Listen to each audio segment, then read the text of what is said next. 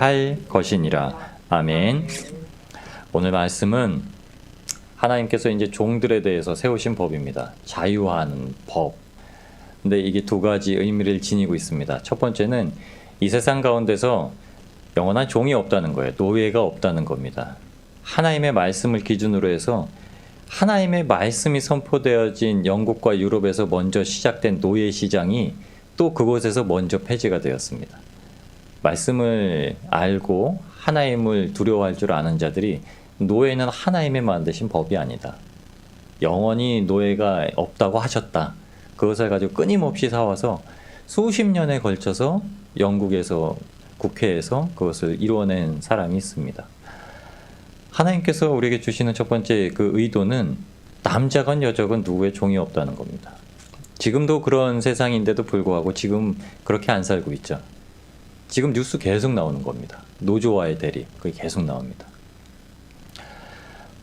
두 번째는 이게 하나님께서 허락하신, 하나님께서 아담과 하와의 범죄함으로 말미암아 허락하신 그 형벌에 대한 것을 기준으로 하고 있다는 겁니다. 창세기 3장 14절에서 19절 말씀을 보시면 뱀과 여자와 아담에게 하나님께서 심판을 하십니다. 뱀은 뭐 상관할 것도 없고요. 여자에게 심판하신 게 무엇인지 아시죠? 고통으로 수고해서 해산할 것이며. 그러니까 이제 애 낳을 때 힘들어야 된다는 거예요. 그러니까 여자는 애 낳아야 된다는 거예요. 세상이 아무리 바뀌어도 하나님께서 원하시는 건 애를 낳는 게 여자한테 주신 복이라는 거예요. 그러니까 사라가 90세가 되어서 애를 낳았다는 겁니다. 그리고 여자한테는 한 가지가 더 붙어요. 그게 뭐냐면 네가 이제 아담한테 선악과를 내밀었는데 이제는 너는 무조건 남편 말 들어. 남편에게 순종해라. 이게 하나님께서 주신 겁니다. 그러니까 여자는 남편한테 순종하면서 사는 거예요. 이게 하나님의 법칙입니다. 이게 여자는 이라고 제가 말씀드렸지만 하나님께서 부여하신 형벌로 말미암아 부여하신 여성성입니다. 그 여성성과 아담이 이제 해야 되는 받은 형벌, 종일 수고해야 먹을 걸 얻는, 맨날 힘을 들이고 밭을 갈아야 아담은 먹을 거예요. 아담한테 이것을 저주라고 하십니다. 너의 저주는 이거야. 하나님께서 수고하지 않고 안식을 누리게 하셨는데 그 저주가 싹 깨졌다는 겁니다. 그러니까 아담은 계속 수고해서 자기도 먹고 아내도 먹이고 하는 거죠. 이게 하나님께서 아담에게 주신 남성성입니다. 가부장적인 사회가 아니라 집안의 가장은 그래서 모든 가족들을 책임질 의무를 가지고 항상 그 마음을 갖고 있는 거죠. 그러니까 남편들은 그 마음을 갖고 있는 겁니다. 그 아내들은 가정 안에서 남편의 말에 순종하며 화목해하고 아이를 낳아 기르는 거. 이것을 보여주신 겁니다. 근데 오늘 말씀이 그겁니다. 오늘 말씀에 보면 남종, 히브리 어떤 자든지 히브리인 같은 동족을 남종으로 삼거나 여종으로 삼으면 영원히 종을 만들지 못한다는 겁니다. 근데 여기서는 해방의 말씀이 아니라 이 말씀의 주 의미는 뭔지 아시나요? 주인한테 붙어 있는 겁니다. 나가지 않는 말씀이에요. 해방법이라고 주셨는데 종이 나가지 않는 거를 말씀하고 계신 겁니다. 그러면 이 말씀을 볼 때 누구의 하나님의 종이 되면 하나님의 것을 떠날 수가 없구나 라는 걸 알게 됩니다. 남종한테는 이렇게 얘기합니다. 하나님께서 만물을 창조하실 때 6일 동안 수고하셔서 창조 역사를 이루시고 7일째 안식을 하셨습니다. 안식을 쉬는 날이라고 하신 거죠. 그거랑 똑같은 개념으로 일수를 연수로 개념해서 오늘 이렇게 말씀합니다. 6년 동안 섬긴 자는 누구든지 네가 히브리인을 종으로 삼아서 6년 동안 너를 섬기면 7년째는 아무 것 없이 나가서 자유하게 해라. 자유하게 하되 만약에 그가 종으로 들어왔을 때 네가 그에게 짝을 줘서 배필을 지어줘서 그에게 아내가 생기고 자식들이 생겼는데 아내와 자식들은 못 나가. 그 남종만 나가라고 얘기를 해서 남종이 안 나가겠다고 하면 내가 아내도 사랑하고 자식도 너무 이쁘고 내 주인도 너무 좋고 그럼 내가 밖에 나가 있는 타는 것보다 여기 사는 게 훨씬 좋겠습니다 라고 자유의지로 선택을 받아서 내가 머물겠습니다 라고 하면 영원한 종이 되는 거예요. 그때 영원한 종이 됩니다. 예수님께서 십자가에 못 박히시기 위해서 이 땅에 오셨으면 주님께서 영원한 종이 되신 겁니다. 상전이 그 귀에다가 그 자국을 냅니다. 이 사람은 우리 집 종이야. 귀를 뚫어서 자국을 내면 거기에 피가 묻겠죠. 마치 문설주에 피가 묻는 것처럼. 예수님께서 십자가에 못 박혀 십자가에 피자국을 내셨기 때문에 예수님께서 이 땅에 오신 건 영원한 종으로서 오신 겁니다. 그러니까 누구라도 예수님께서 죽으신 2000년 이후에 저희한테까지도 예수님께서 달리신 그 십자가의 능력이 효력이 있는 겁니다. 예수님께서 그거를 자의적으로 선택하셨다는 거예요. 스스로 선택하셨다는 겁니다. 벳세마네 동산에서 그래서 주님께서 하나님 앞에 그렇게 간구를 하심에도 불구하고 마지막엔 아버지의 뜻대로 하옵소서 완전히 순종하셨다는 겁니다. 그리고 제자들에게도 말씀하셨죠. 나는 섬김을 받으러 온 것이 아니라 섬기러 오셨다. 주님께서 그 말씀하셨다면 완전인 겁니다. 완전히. 누구에게 섬김을 받을 것도 없고 누구에게 도움을 받을 것도 없고 누구에게 의지할 것도 없고 주님께서는 완전히 독립된 개체로 그렇게 오셨다는 겁니다. 근데 오늘 말씀이 딱 그거예요. 남종은 그렇게 해서 나가게 자유하게 될 날이 되었어도 그가 스스로 선택할 수 있다는 겁니다. 여러분, 하나님께서 우리한테 부여하신 자유인지가 뭐냐면 하나님이 사랑스럽고 하나님께서 우리에게 주신 형제자매가 사랑스럽고 하나님께서 우리에게 주신 자녀들, 내 뱃속으로 아파서 난 자녀들 뿐만이 아니라 공동체에서 허락된 모든 자녀들이 너무나 이쁘고 좋고 사랑스럽다면 절대 그것을 떠날 수 없습니다. 그것을 떠나지 않겠습니다 라고 고백하고 내 의지로 주님을 찾아 붙들어가는 자에게는 하나님께서 영원한 종이라고 인치신다는 거예요. 여러분, 그 다짐을 가지고 그 고백을 가지고 주님 앞에 세우시면 주님께서 영원한 종으로서 청지기의 사명을 부여하십니다. 그게 무엇이냐면 여러분, 능력을 받는다는 거예요. 이 땅 가운데서 모든 것을 행할 수 있는 능력을 받는다는 겁니다. 그게 예수님께서 십자가에 못 박히시기 위해서 오셨을 때 가지고 오셨던 모든 능력이에요. 모든 선하심, 모든 견디심, 모든 능력을 베푸셨던 것들. 그래서 저희가 마가복음 16장 말씀 나눴죠. 그 능력을 제자들에게도 그대로 말씀하신 겁니다. 귀신이 떠나가고 병이 낫게 되고 복음 전할 때 5,000명이 3,000명이 그 복음의 말씀에 순종하여서 세례를 받고 신도가 되고 허다한 무리가 주님을 믿고 따라오고 이것이 하나님께서 허락하신 것입니다. 첫 번째는 하나님께서 우리에게 그렇게 말씀하셔서 그렇게 살아갈 수 있게 하신다는 거예요.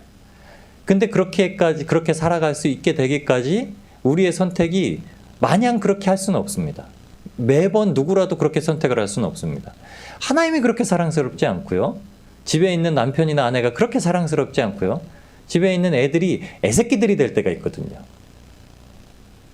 아유, 왼수들. 그러니까 주님께서 집에 네 원수는 집에 있다 하고 집에 화평을 주러 한 게 아니라 불을 주러 왔다, 검을 내리러 왔다 이렇게 하니까 그 말씀 가지고 집에 들어가면 남편이 곤히 자고 있으면 에휴 저 왼수. 교회 안 가는 남편한테는 그러자. 못 들을 것 같아가지고 사단아 나가라 그랬다가 이제 쫓겨나고 들으면.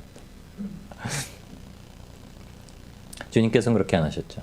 주님께서는 죄인을 부르시고 장녀를 부르시고 세리를 부르시고 그들과 같이 먹고 그들이 지금 어쩔 수 없이 했던 것들, 죄로 말미암아 속박당하고 결박당해서 하고 있던 일들이 그들 것이 아니라는 거. 주님은 그들을 받으셔서 죄 없이 하시고 의의 길로 인도하시고. 종은 그렇게 선택을 합니다. 여러분, 우리는 마땅히 그렇게 선택을 해야 됩니다. 어떤 형편이 있어도 마땅히 선택을 해야 됩니다. 여러분, 근데 그 선택에 대해서 모든 걸 하나님 앞에다 두고 하나님 때문이야 라고 말씀은 못 드립니다. 식당에 가시면 메뉴를 고르시잖아요. 근데 자꾸 자기 메뉴를 안 고르고 남한테 미루는 사람이 있어요. 남한테 그냥 아무거나 뭐 먹을까? 뭐 먹고 싶냐? 막 이렇게 물어봐. 근데 먹고 싶은 거 시켜 그래도 뭐 시켜봐 막 이래요. 맛없으면 또 탓하죠. 주문한 사람 탓해요. 야, 너 왜 이거 시켜가지고 맛없는 거 딴 거 시키지. 식당에서 뭐 메뉴를 시킨다는 건 밥을 먹고 나면은 그 밥이 맛이 있던지 맛이 없던지 결국은 그 결정에 대한 모든 결과는 내가 진다는 거예요.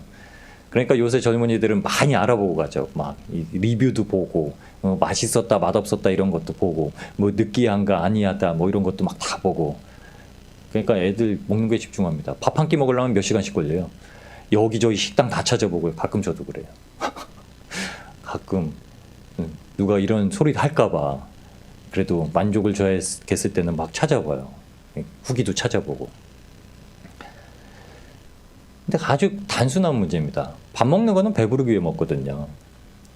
근데 사람들은 그 배부름에 더해서 그 원초적인 만족을 찾으려고 하죠.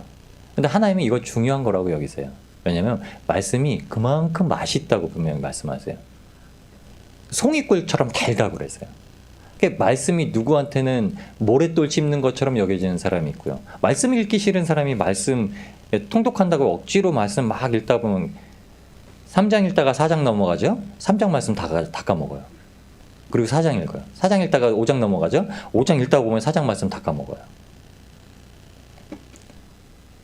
억지로 해가지고 막 표를 쌓아야 된다고 하더라고요. 며칠 전에 모 청년이랑 통화를 하다가 뭐 하니? 그랬더니 아 교회에서 뭐 필사라는 게 있어가지고요. 뭐 그거 하고 있어요. 그러더라고요. 아 너 좀 하기 싫은구나. 내가 속으로요. 아 뭐 한 게 있어가지고 말을 들어보니까 얘가 하기 좀 꺼려하는 것 같은데 그냥 하고 있는 그런 뉘앙스가 있더라고요. 하나님의 말씀은 우리가 의지적으로 찾는 겁니다. 참 맛있는 말씀이에요. 저도 이렇게 그 의무를 다하기 위해서 막 펼칠 때도 있어요. 막 성경을 막 못 읽고 하루가 바쁘게 지나간 때 있잖아요. 그럼 저녁 시간 때 막 펴서 막 읽다 보면은 읽다가 잠깐 뭐 문자 확인하고 나면 어디까지 읽었지 까먹고 다시 읽어요. 그러면 읽다 보면 아 내가 여기 읽었는데 하고 이렇게 거기 또 읽고 있어요. 하나님의 말씀을 그렇게 의지적으로 찾는 것. 하나님의 말씀이 힘이 돼서 우리가 살아가고 있을 때 하나님께서 역사하시는 것들이 있습니다. 왜냐하면 그게 우리가 스스로 막 무엇을 하겠다, 내 힘으로 하겠다라고 하지 않는 걸 하나님께서 역사해 주실 때가 있어요. 그게 바로 오늘 여종한테 보여주시는 말씀입니다. 남종에게, 여종에게 보여주시는 하나님의 말씀은 우리가 모두에게 속합니다. 첫 번째로는 우리가 의지적으로 무조건 내가 하나님을 사랑해서 모든 선택이 예수님께 기도하고 말씀하고 이렇게 하는 편으로서 선택하는 것인데 그 선택은 오직 예수님밖에 못하신 거예요. 이 남종의 선택은 예수님께서밖에 못하신 거예요. 사람으로서 우리가 추구해야 되는 마땅히 최고의 선택은 이 남종처럼 하는 겁니다. 내가 주님만 사랑하고요. 주님께서 우리에게 붙여주신 형제자매가 너무 사랑해서 저는 절대 주님의 곁에서 떠나지 않겠습니다. 저는 주님과 함께 십자가에 못 박혀서 죽고요. 주님의 영광에 참여할 겁니다. 그러니까 날마다 정과 욕심을 십자가에 못 박고요. 허튼 소리, 덕이 되지 않는 소리는 참고요. 생각조차도 그 마음조차도 미워하는 것조차도 시기하는 것조차도 질투하는 것조차도 다 버리고요. 우리가 의지는 그렇게 합니다. 근데 의지는 갖고 있는데 이게 차츰차츰 줄어오는가도 완벽하게 되지는 않습니다. 그 성화의 길로 가기 위해서 정말 부단히 애쓰고 노력하는 거죠. 부단히 애쓰고 노력하는 것도 사람의 의지는 너무나 부족합니다. 그래서 하나님께서 쓰시는 방법을 오늘 여종한테 보여주시는 겁니다. 주님께서 여종한테 여종을 그냥 내보내는 일이 있다고 합니다. 그게 주인이 여종한테 해야 될 일을 못했을 때예요. 여종은 남종과 같이 일을 하기 위해서 사는 자가 아닙니다. 그럼 여종도 팔려요. 여기도 보면 여종도 팔렸다고 합니다. 근데 여종은 그 안에서 집안일을 돕거나 아니면 첩으로 들어오는 거죠. 신부로 들어오는 겁니다. 첫 번째는 상전이 그를 기뻐해야 된다. 상전이 그를 기뻐 아니하여 상관치 아니하면, 상관하다는 말은 기본적으로 관계를 맺다라는 뜻이에요.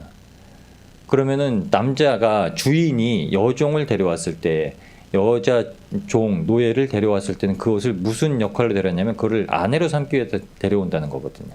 근데 기뻐하지 않는다는 거는 내가 봤더니 아유 얼굴도 못생겼어, 키도 작고, 입도 튀어나왔고, 사람은 외모로 판단하니까 그렇게 판단을 하거나, 뭐 하는 거 보니까 못됐어, 일하는 거 보니까 영 일도 못하고, 그러니까 기뻐하지 않아요. 그러면은 그를 다시 놓아줄 수 있다는 겁니다. 근데 하나님은 이 안에 의중을 가지고 계시죠. 하나님은 절대 그러지 않으신다는 거예요. 하나님은 사람을 절대 기뻐하지 않으신 게 없습니다. 사람은 외모로 취하지만 하나님은 사람을 절대 외모로 취하지 않으십니다. 그 중심을 보고 취하시죠. 두 번째는 그가 자기 아들에게 주기로 했으면 딸같이 대접할 것이요. 근데 아들한테 주기를 원하지 않으면 딸같이 대화하지 않는다는 거예요. 그럼 이제 그때 내보내는 겁니다. 주님께서 복음서에서 우리한테 주신 말씀이 하나님께서 혼인잔치로 말씀하시는 거예요. 우리를 예수 그리스도의 신부로 주셨다는 겁니다. 예수 그리스도의 신부로 우리를 주셔서 우리가 그 신부된 자로서 나오게 하셔서 주님 앞에 그 구속함을 얻었고 주님 안에 그 구속함 안에서 자유함을 얻게 하셨다는 거예요. 이것이 하나님의 약속입니다. 하나님의 약속. 고린도서 1장 20절에서 22절 말씀을 보시면 하나님의 약속은 얼마든지 그리스도 안에서 예가 되니 그런즉 그로 말미암아 우리가 아멘하여 하나님께 영광을 돌리게 되느니라. 그러니까 종의 입장에선 결정권이 없어요. 하나님 입장에서 종의 입장에서 야, 너 마음에 안 드는데? 그러면 종이 왜 마음에 안 드세요? 내가 어때서요? 이렇게 못한다는 거예요.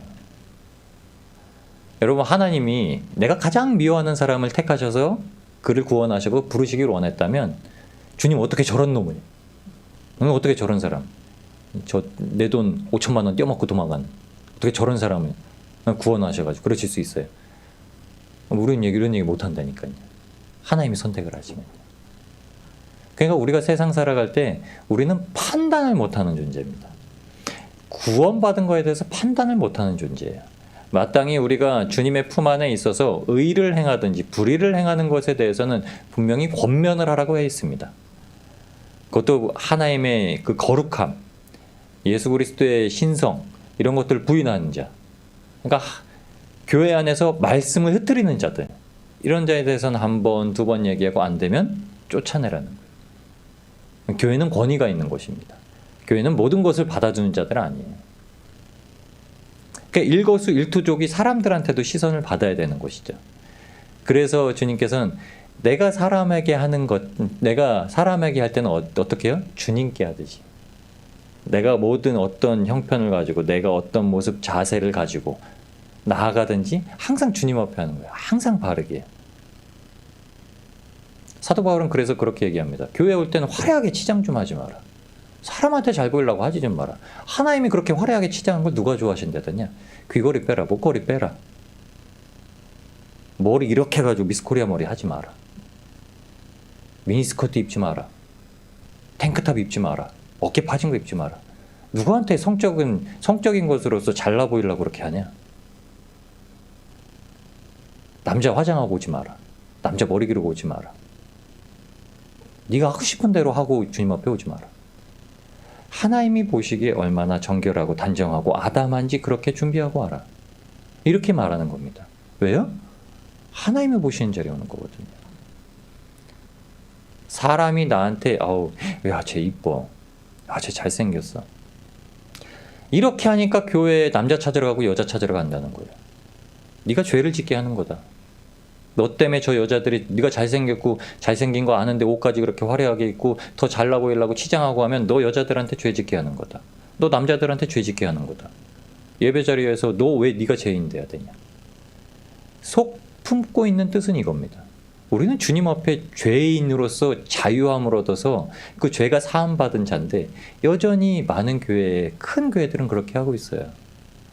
영적으로 깨어있고 하나님 앞에 집중하지 못하면 우리의 관심은 사람한테 가집니다. 사람한테요. 야, 우리 교회는 사람 많아. 야, 우리 교회는 잘생긴 애들 많아. 야, 우리 교회는 예쁜 애들 많아.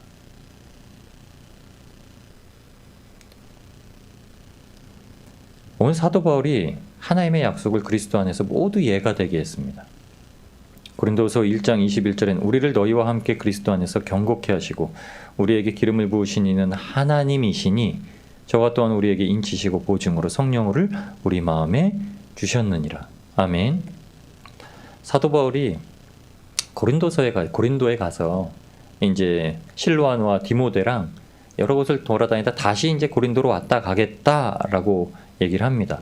근데 이렇게 다시 다녀서 오겠다는 그 약속은 내가 계획하고 경영한 것이 아니라, 내가 그렇게 생각하고 계획할 때는 육체적인 생각을 가지고 한 것이 아니라 너희한테 와가지고 뭐 연보를 받아가지고 갈 생각을, 너희한테 대접받고자 해서 여기 왔다 갈 생각을 한 게 아니라는 거예요. 영혼 때문에 다시 한번 들리겠다는 거예요. 고린도 지역은 아시잖아요. 우생숭배가 팽배했고 늘 사도 바울이 염려하던 곳이었어요. 그냥 그곳에서 들려오는 소식은 아들이 아비의 철을 취했다, 이런 소식도 들려오고 여러 너무너무 불편한 소식들이 많은 거예요. 분명히 복음을 전했으면 복음을 받은 자로서의 그 거룩한 삶을 살기 위해서, 성결한 삶을 살기 위해서 끊임없이 애쓰고 힘들어하고 그것 때문에 고민하고 말씀 가운데 살아야 되는데 불구하고 그렇게 살던 삶이 바울만 가면은 그냥 그 안에서 거짓 가르침을 가르치는 자들로 말미암아 다시 무너진 거예요. 괜찮아, 할례 받아야 돼, 뭐 이런 얘기들 나오고 그러는 거예요. 그래서 사도 바울이 걱정이 되니까 다시 갔다 오기로 한 거예요. 그런데 그 안에서 또 그런 무리가 생긴 거죠. 야, 또 갔다가 우리한테 돈 받으러 오라는 거냐? 그 사도 바울이 이렇게 얘기합니다.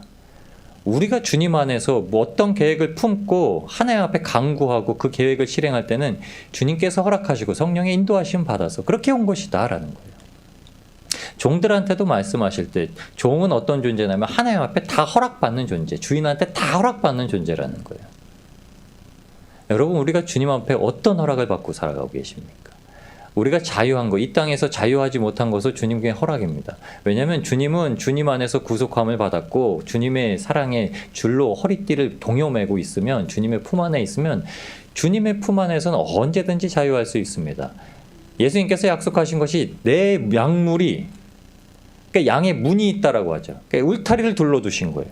그러니까 거기에 하나님께서 자신의 양들만 두셨다는 거예요. 그러니까 거기에 들어가야, 그러니까 양들은 못 나온다는 거예요. 근데 거짓 그리스도, 거짓 선지자들이 가장하여 들어가서 양을 해친다고 그렇게 말씀하십니다. 주님의 울타리 안에서는 절대 못 나옵니다. 그것을 범한 게 디나예요. 세상 여자들이 어떠한가 하고 이스라엘의 딸 디나가 그거 구경하러 나왔다가 어떻게 험한 꼴 당하자. 성경에는 그가 결혼했는지 기록도 안 돼 있습니다. 그런데 그의 이름은 애굽에 들어갈 때까지 나옵니다. 왜요? 그가 얼마나 큰 잘못을 했는지 보아라는 거예요. 하나님의 말씀은 항상 교훈입니다. 세상 여자들과 같이 될 필요 없는데 그렇게 따르고 있다는 거예요. 여러분, 우리가 세상의 풍토를 따라가지 말라고, 세상 풍조 따라가지 말라고 성경이 이야기하고 있습니다. 우리는 세상 풍조랑 똑같은 사람들 아닙니다. 구별된 자들이죠. 구별된 자들. 그 구별의 큰 축에 있는 게 바로 주님의 종입니다. 우린 누구의 종도 아니라는 거예요. 세상 가서 세상의 종처럼 살아가는 게 아니라는 거예요. 권세한테 복종하는 이유는 그것이 하늘로부터 내려온 권세라는 것을 인정하기 때문에, 하나님이 모든 주권을 가지고 계신데 그에게 주셨다는 것을 인정하기 때문에 복종하는 것이지, 그가 권력을 갖고 있기 때문에 이렇게 하는 게 아니라는 거예요. 그가 돈이 많기 때문에 야, 돈 많은 친구 하나 있어야지, 이것 때문에 사귀는 거 아니라는 거예요. 우리는 하나님의 종입니다. 하나님의 청직이고요. 하나님의 청직인 모름직이 하나님의 능력을 갖고 있는 겁니다. 그러니까 인장반지를 내어주는 거예요. 아닥사스다 왕이 그러니까 인장반지를 내어주는 겁니다. 그 인장반지를 가지고 뭐라고 하시는 줄 아시나요? 사람을 죽이게도 할 수 있고 사람을 살리게도 할 수 있습니다. 그래서 예수님께서 베드로에게 무슨 말씀하셨는 줄 아세요? 너희가 땅에서 매면 하늘에서도 매이고 너희가 땅에서 풀면 하늘에서도 풀릴 것이라고 하셨어요. 여러분, 우리한테 주신 능력은 땅에서 절대 매는 것은 하지 마십시오. 풀리는 것을 하십시오. 그러니까 우리는 저주를 낼 수가 없는 존재입니다. 우리는 저주를 받았는데 우리가 어떻게 저주를 내요? 우린 저주받아 살고 있는 존재들입니다. 주님의 은혜 아니면, 예수님께서 십자가에 달리셔서 우리를 구속하신, 우리를 살리신 은혜 아니면 영원한 저주 가운데 육신이 맞춰지면 정말 그곳에 들어갈 존재들밖에 안 된다는 거예요. 그러니까 우린 이 땅에서 누구도 저주할 수 없습니다. 저주를 낼 수가 없어요. 그러나 주님께서 이 땅에서 모든 걸 풀 수는 있게 하십니다. 기도하면 하나님이 마땅히 들으시고, 그러니까 요한계시록엔 그거를 향연이라고 하십니다. 그 주의 제단 앞에까지 그걸 가져가는 것이라고 얘기를 하시는 거예요. 그것 때문에 구약의 모든 제사에 대해서 그 연기를 태우는 것, 지방을 태우는 것, 이것을 보여주셨다는 거예요. 그걸 태워서 뭐예요? 그걸 하나님이 어떠신다고요? 흠양하신다고. 기름 막 자글자글하면 고소한 냄새 나잖아요.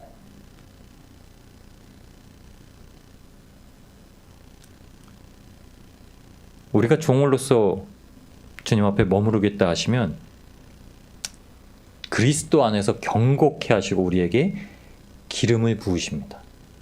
사도 바울이 그 말을 한 거예요. 하나님이 그리스도 안에서 우리를 경고케 하시고 우리에게 기름을 부으신다는 거예요. 그리고 그 고백 안에 우리가 그 고백을 가지고 주님 앞에 따라가면, 주님 앞에 나아가면 주님께서 뭐라고 하시냐면 인치시고 성령으로 보증하신다는 거예요. 여러분, 성령을 받아서 고백을 하는 것과 우리가 고백을 하는데 성령이 임재하시는 게 동일한 시간선상 안에 이루어집니다. 그러니까 우리가 고백을 하는 순간 그 고백이 뭐냐면 성령님께서 인도하셔서 하는 고백이라는 거예요. 여러분, 그래서 사로잡힌 자가 그 고백을 못하는 자가 있고요. 그 고백을 하는 자가 있어요. 제가 치유사역을 하시는, 축사를 하시는 목사님하고 막 얘기를 하다가 아주 오래전에 어떤 자매가 이제 귀신이 들려서 이제 사역을 하셨는데 정말 이제 사역을 해서 이제 다 회복을 시키시고 났는데 외적인 영향을 가지고 회복을 받았으니까 회복을 받으면 뭐가 필요하냐면 주님은 스스로 주님 앞에 나오게 하세요. 근데 이 자매가 스스로 주님 앞에 못 나온 거예요. 그리고 신천지에 빠졌습니다. 그리고 자기가 축사받았던 걸 신천지에서 축사받았다고 얘기하고 다녀요. 내가 그렇게 신천지에서 귀신 쫓아냈다고. 거기서 남자 만나서 결혼하고. 결국 하나님 앞에 은혜 받아서 귀신이 쫓아나는 역사를 받았는데도 불구하고 신천지 빠져 영원히 지옥 갈 지금 그 길에 놓여 있습니다. 너무 안타깝더라고요. 여러분, 사역자는 아무것도 아닙니다. 사역은 하나님의 은혜를 전하는 통로일 뿐이에요. 본인이 하나님 앞에 매달려서 그 은혜를 받았을 때는 그 은혜를 어떻게 누려야 되는지, 내가 진짜 예수님의 은혜를 받았구나. 내가 누구로부터 은혜를 받은 게 아니라 나는 예수님의 은혜를 받은 겁니다. 그 과정에 있는 사람에게는 친분함이 생기고 항상 우리의 믿음이 연약해질 때마다 의지할 수 있는 존재가 되는 것이지만 그 대면할 수 있는 그 관계의 직접적인 건 예수님이라는 거예요. 우리가 이걸 놓치고 살아가면 하나님 앞에 나올 수가 없습니다. 우리가 주님 앞에 이 종의 신분으로서 주인을 알지 못하고 살면 하나님께서 부어주신 능력도 모르고요. 하나님이 얼마나 부유하신 분인지도 모르고요. 하나님이 우리한테 무엇을 약속하여 주시는지도 모르고 사는 겁니다. 그러니까 여러분 마땅히 하나님께서 택하시고 부르신 종으로서 살아가셔야 됩니다. 이건 이 땅에서 정말 힘들게 하나님 섬겨라 이런 뜻이 아닙니다. 주인을 안다는 건 천지를 창조하신 그 주관자이신 하나님을 안다는 거예요. 자녀로서만 그렇게 알면 아버지한테 얼마나 함부로 하겠습니까? 탕자처럼요. 내 돈 주시오. 나에게 주실 유산 주시오 하고 갖고 나갈 거 아닙니까? 종이 어떻게 그럽니까? 주인이요, 퇴직금 먼저 주시오. 누가 그러겠습니까? 하나님이 우리한테 요구하시는 건 경외하는 것, 이것은 하나님을 두려워하고 사랑하는 것은 그 모든 것들이 포함된 집합체라는 거죠. 저희한테는 주님을 그렇게 알기를 원하시는 거죠. 그래서 주님께서 첫 번째로는 절대 우리를 기뻐하지 않으시게 두지 말도록 우리가 어떻게 해요? 히브리서에는 믿음이 없이는 하나님을 기쁘시게 할 수 없다고 말씀한 거죠. 그 믿음장에 뭐라고 표현되어 있는 줄 아나요? 그 하나님을 기쁘시게 하는 믿음이 뭔 줄 아나요? 아벨은요, 하나님 앞에 정결하게 예배드리다 맞아 죽을 때까지 그렇게 예배드렸어요. 이게 하나님 앞에 기쁘시게 드린다는 거였어요. 아벨은 나온 게 성령의 열매입니다. 참고 인내하고. 가인이 때렸을 때 참 생각해 보십시오. 아주 일반적으로 상식적으로 생각해 보십시오. 가인은 농사꾼이에요. 아벨은 양치기예요. 다윗이 양치기 할 때 뭐라고 고백했죠? 고음의 입에서, 사자 입에서 그 입을 찢어서라도 내가 내 새끼 양을 가져왔다 그랬죠. 그럼 아벨이 양을 쳤을 때 아벨이 담대함은 얼마나 컸을까요? 근데 가인이 쳐서 죽였다는 거예요. 형한테 한 대 맞았으면 아벨이 만약에 가지고 있는 힘과 능력이었다면 그냥 맞고만 쓸 수 있었을까요? 아니요. 싸울 수도 있었죠. 근데 아벨이 어떻게 했다는 거예요? 맞고 있었다는 거예요. 첫 번째는 형이기 때문에 질서에 절대 순종하고요. 인내하고 참았다는 거예요. 그러니까 하나님께서 보시기에 그 재물을 하나님께서 받으실 만한 재물을 드린 자였다는 겁니다. 로마서 12장 말씀입니다. 삶을 일상을 예배로 드리던데 거룩한 산재물로 드리던 자라는 거예요. 아브라함한테 뭐라고 하셨는지 아시나요? 75세에 하나님 말씀에 밑도 끝도 없이 집을 떠나서 방황한 거예요. 노아한테 뭐라고 하셨는지 아나요? 그가 하나님의 말씀을 따라서 100년 동안 미련한 자처럼 미친 자처럼 방주지었다는 거예요. 사라는요? 사라가 비웃었잖아요.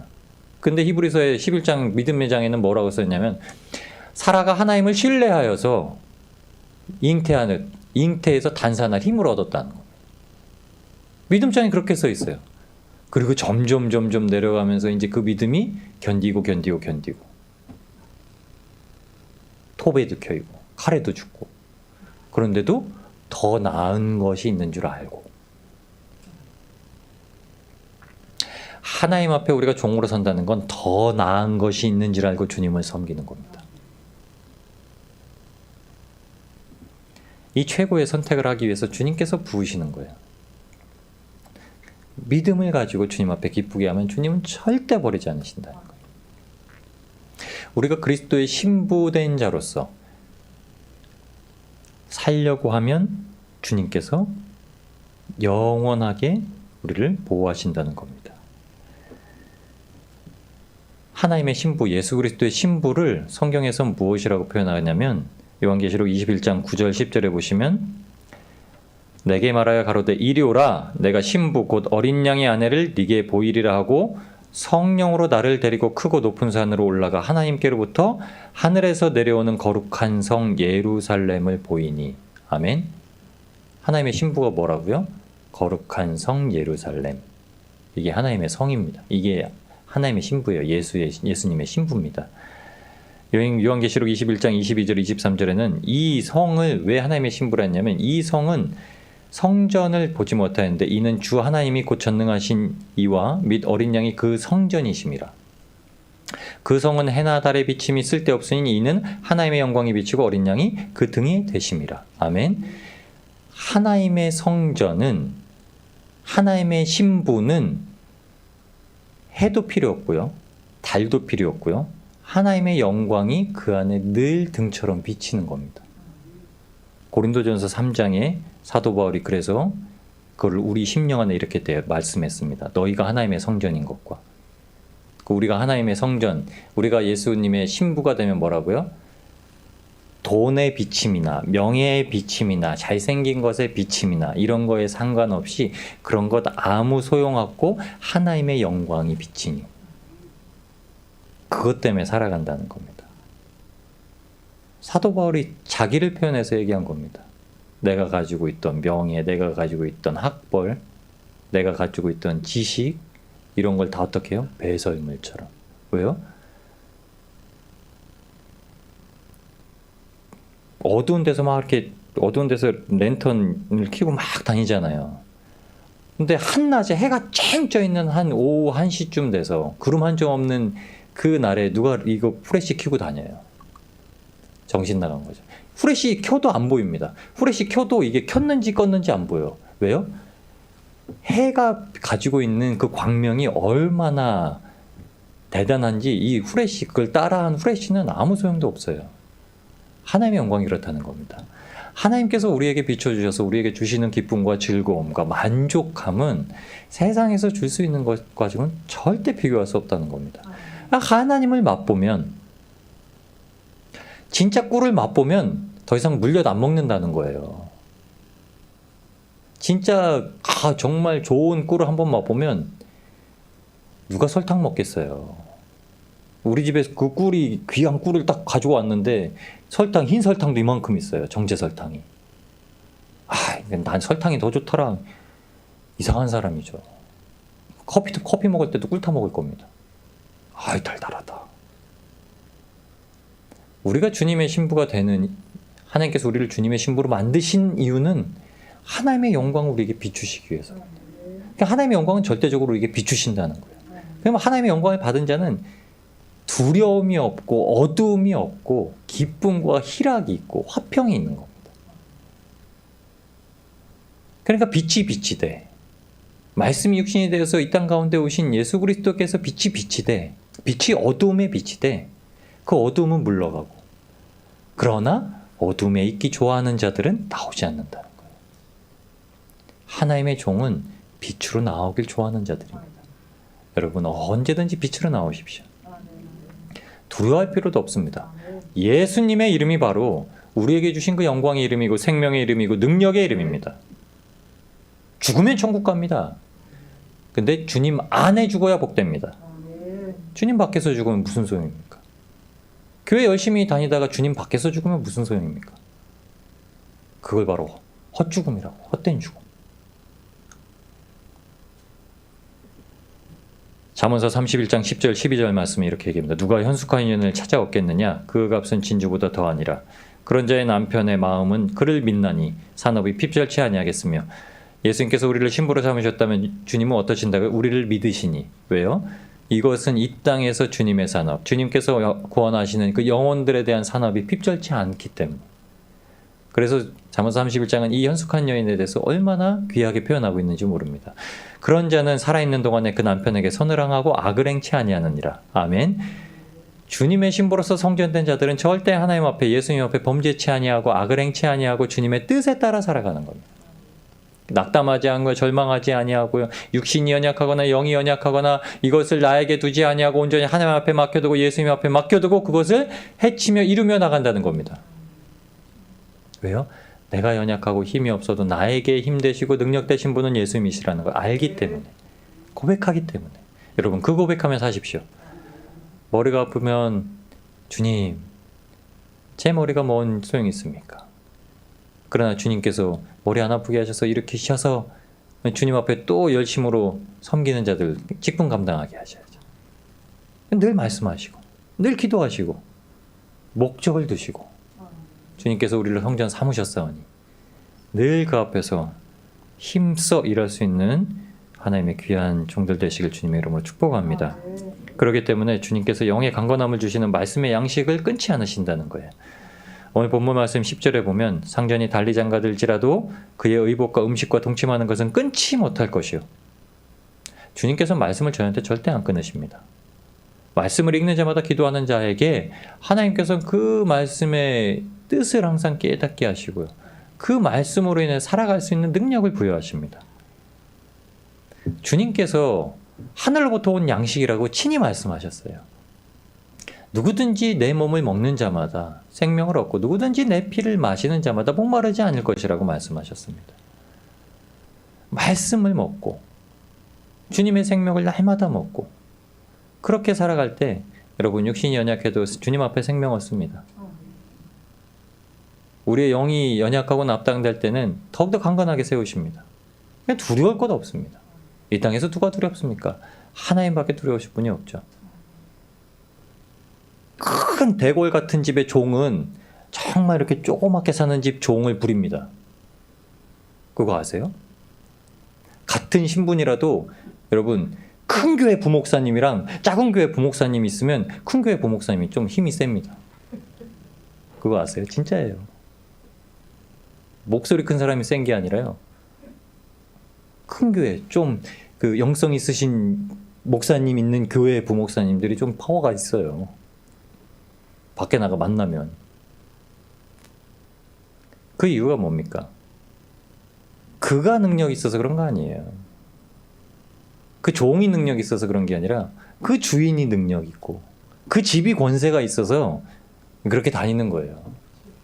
그러니까 불의한 종이 어떻게 했는지 아세요? 이제 쫓겨날 판이 되니까는 막 부릅니다. 빚진 자를 막 불러요. 얼마 빚졌니? 이 무슨 100가마야 그냥 50가마라고 써. 그리고 이제 내가 해줄게. 조금만 갚아. 이렇게 하는 거예요. 왜요? 자기 나중에 나가서 좀 얻어먹으려고. 근데 주님이 이걸 뭐라고 하신지 아니? 그 빚을 갚아줬다는 것만 보십니다. 야, 참 낫다. 이 땅에서 의롭다고 여기는 자들보다 참 낫다. 저는 빚을 갚아줬잖니. 너희는 빚을 끝까지 받으려고 이자까지 쳐가지고 다 세매가지고 받으려고 하는데 저는 마치 거저준 것처럼 지 주인의 것을 지 것처럼 막 그렇게 썼잖니. 근데 뭐요? 주인의 마음이 그렇다는 거예요. 주인의 마음을 알고 있다는 거예요. 그는 자기를 위해서 그렇게 했는데 그것이 주인의 마음이었다는 거예요. 빚을 감해주고 용서해주고. 그러니까 탕감해주, 10,000달란트를 탕감해주는 이유는 100데나리온 빚진 자를 탕감해주라고 보내신 거예요. 근데 그를 만나자마자 주인의 뜻과는 다르게 돈 갚으라고 그러고 옥에 가다 두죠. 그러니까 주인이 그걸 듣고 노하는 겁니다. 내가 너를 왜 그렇게 탕감해 주었는데? 주님께서 우리의 죄를 왜 탕감해 주셨는데? 여러분, 우리가 용서 못할 사람이 어디 있습니까? 그러니까 용서할 수 있다는 거예요. 왜요? 우리가 용서함을 받았으니. 우리는 그런 종입니다. 권세 있는 종은 여유로운 종이에요. 넉넉한 종이에요. 여러분, 우리 여유 있는 종들입니다. 넉넉한 종들입니다. 죽겠다 하지 마시고. 웃기지 마. 이렇게 하세요. 웃기지 마. 뭐라고 하면 왜 웃기지 마. 주님께서 우리한테 주시는 담대함은 이유가 있습니다. 우리가 천국을 소유했기 때문에 주시는 겁니다. 이 땅에서 짧은 생을 살 동안 이런저런 일 많이 일어납니다. 참 우리가 지금까지 겪어왔기 때문에 참 힘들고 어려운 일들이라고 여기는 것도 많이 생깁니다. 그러나 하나님 앞에 불의하지 마시고 의로움을 가지고 살아가십시오. 하나님 앞에 거룩하고 성결하게 살아가십시오. 그렇다면 주님을 의지하고 주님을 주인으로 인식하고 주님 앞에 고백하고 살아가면 주님께서는 가장 큰 집의 청지기로서 종으로서 우리를 세우셔서 이 땅 가운데서 사용하십니다.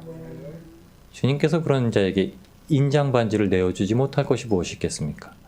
이제 주님의 은혜 가운데서 주님의 집에 영원히 붙어 있어서 하나님의 그 권세의 인장 반지 예수 그리스도의 이름 붙들고 살아가는 복된 성도님들 되시길 주님의 이름으로 축복합니다.